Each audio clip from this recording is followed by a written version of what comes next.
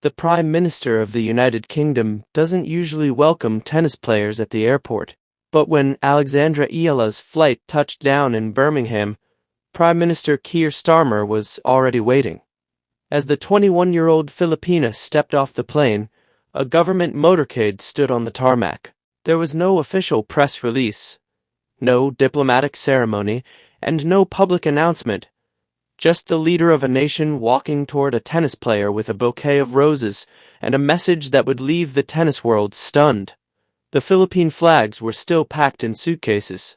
The chants of "Laban, Alex" had not yet begun, but inside the folder, tucked beneath the Prime Minister's arm was an invitation, unlike anything any athlete had ever received. Jinghall, Jinghall, Jinghall, Birmingham, England, May 31st, 2026, at 8:47 a.m.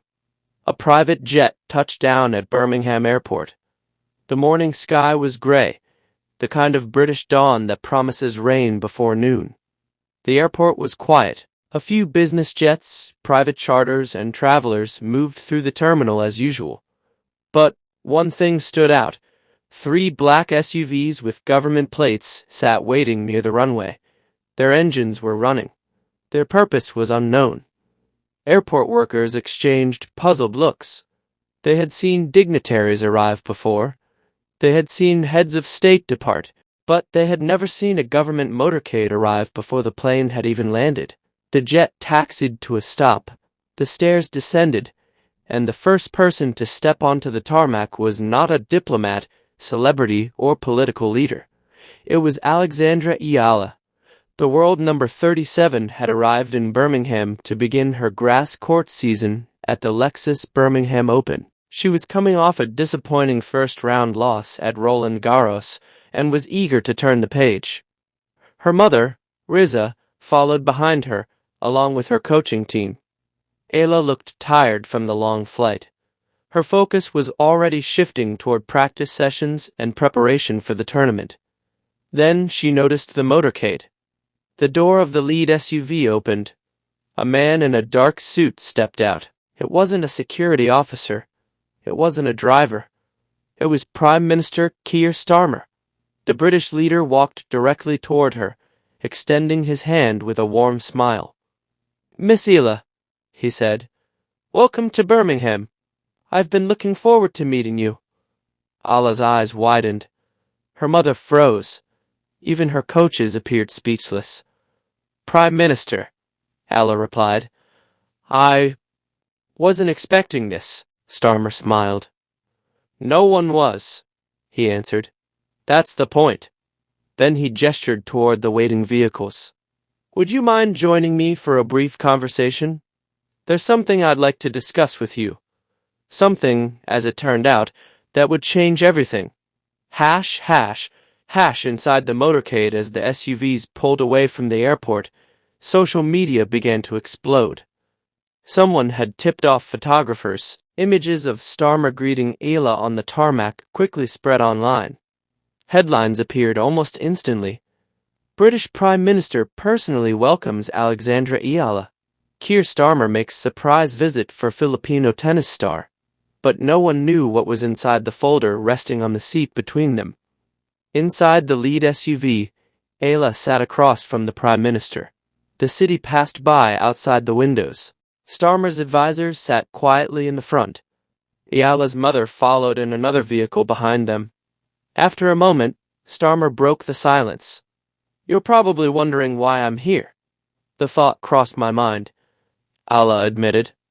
The Prime Minister nodded. "I've been following your journey," he said. "Not just your tennis. The movement around you. The passion. The community." He paused. "I've seen the Philippine flags in stadiums. I've heard the chants. I've watched thousands of overseas Filipinos rally behind you." His voice grew more serious. "The United Kingdom is home to more than 200,000 Filipinos. They work in our hospitals, our schools, our hotels, and our communities. They contribute enormously to this country. For many years, their stories went unnoticed. Then came Alexandra Eala. Eala listened quietly. The attention you've brought to that community has been remarkable, Starmer continued. You've given people visibility, pride, a reason to stand together. Then he picked up the folder. I wanted you to hear this from me before anyone else. He opened it. Inside was an official government document bearing the seal of the United Kingdom. The British government is launching a new cultural and athletic exchange initiative between the United Kingdom and the Philippines. Eala leaned forward. Starmer slid the document across the seat. It will provide scholarships for young Filipino athletes to study, train, and compete in Britain. Then he smiled. And it will carry your name. Eala stared at him. The Alexandra Eala Scholarship Program. For a moment, she couldn't speak. This program, Starmer continued, will help create opportunities for future generations. Long after trophies are forgotten, this will remain. Tears filled Eala's eyes. Prime Minister, she whispered, I don't know what to say. You don't have to say anything, Starmer replied. Just keep doing what you've been doing. Keep competing. Keep inspiring. Keep making people proud. The press conference later that afternoon, journalists gathered at Edgbaston Priory Club. The Prime Minister's office had called a surprise press conference. No explanation had been given. Reporters expected political news, economic policy, government business.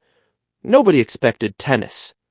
When the doors opened, Prime Minister Starmer walked into the room with Alexandra Eala beside him.